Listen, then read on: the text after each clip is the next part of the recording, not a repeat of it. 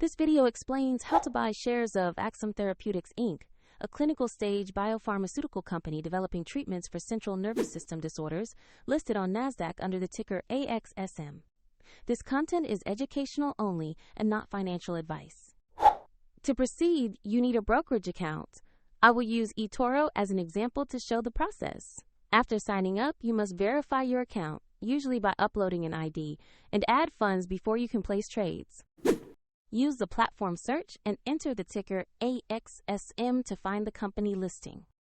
Make sure you select the Axsome Therapeutics Inc. share listed on NASDAQ. On the stock page, you will see basic company information and a price chart for AXSM.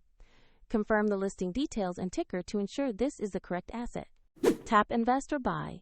Enter the amount you want to invest, then review the order type, size, and any fees before confirming.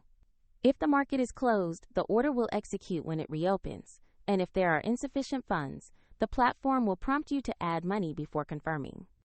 After confirming, your AXSM position will appear in your portfolio where you can monitor it. A link to eToro is in the description if you want to explore the platform.